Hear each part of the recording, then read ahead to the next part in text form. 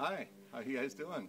Well, today I'm going to demonstrate how to change a rear flat tire. Now the rear flat tire differs from a front tire because you have the gears to contend with. So the very first thing you want to do, and if you remember anything from a tire changing lesson, this is what you need to remember.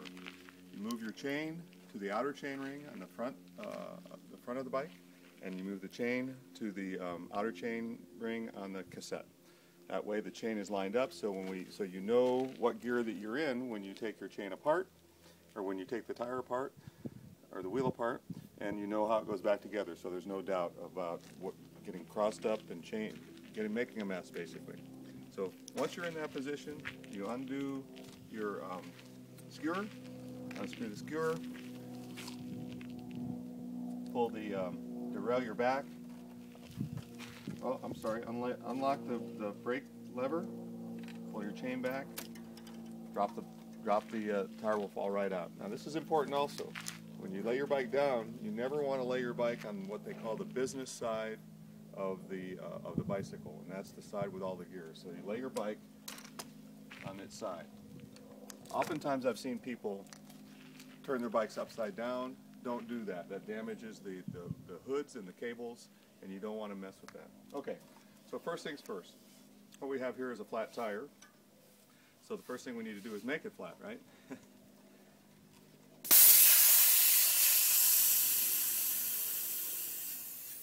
We're simulating a flat tire.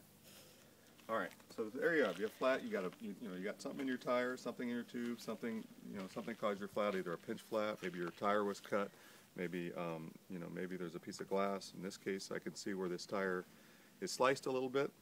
Probably not the worst thing in the world on this tire, but we're going to need to change that pretty soon.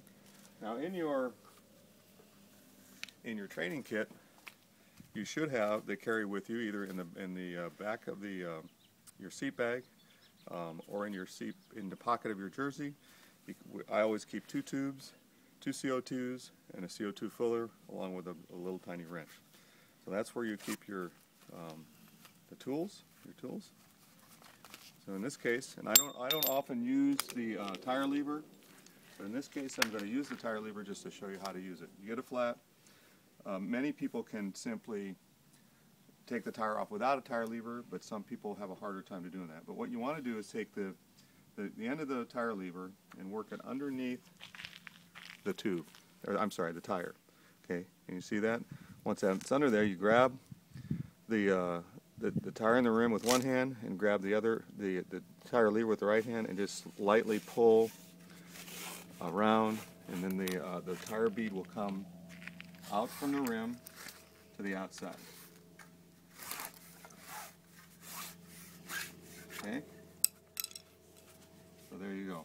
You can see that is all loose there. You can see in where the tube is.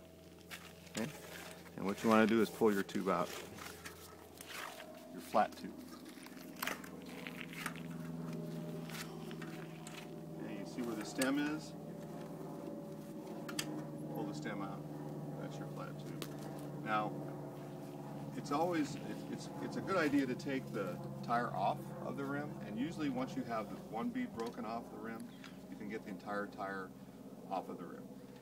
Lay your rim down, again, cassette side up. Take your tire, paying attention to where the label is here. You see this label? I'll show you how to line that back up with the rim later. But feel the inside of your tube for anything sharp or anything that might have caused a flat. And usually you'll find something. Be very careful, especially with bare hands. You don't want to go too hard or too fast because you may cut yourself.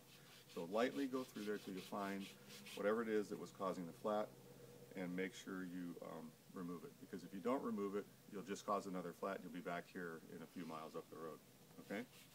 So once you're sure, you're absolutely positive that the tire has no more debris or anything that will cause a flat in it, it's okay to put it back on the rim again. Now, I always like to take the label of the tire and line it up with where the stem of the tube is going to insert. If I can find that, it's always hard to find because I'm blind. Right here. Okay. So this is, you can see in the rim where that's where the stem of the tube will fit through. But if I line up on the drive side of the tire, or of the wheel, that's the cassette side, I line the label with the hole with the cassette all on the same side. And the reason you do this is that should you have a flat and you can't find whatever it is that caused the flat, you can look at the tube based on where the stem has fit in, look around the tube or fill up the tube to find out where the flat or the air is coming out of the tube, and then you can locate whatever material or debris is in the tire and remove it. So if you can't find the debris, that's just a good way to do it. So anyway, once your tire is back on, the first bead is back on, take your new tube, you insert the stem into the rim, or into the hole, and I like to just sort of fit it against my body here, and I slowly work the tube. After having blown a little bit of air into the tube, that's important. It's important to have a little bit of air so that it fills out, so that it fits into the tire properly. And then just with two thumbs, just sort of work it back into the tire. This really gets better with practice. It's the type of thing that every time you do it, you get better at. The first time you might do it, might take you 10 minutes, and as you do it more, you get better and better. Okay. Now that the tube is in the tire, I take start rolling the bead, holding this thumb, holding this down on the rim here. Start rolling the bead back in place, and if you can see, I'm forcing the tube in to the tire at the same time I'm rolling the bead around. You see that? Because what you don't want to do is pinch the tube between the tire bead and the rim, because you'll have another flat, or the tire will blow out.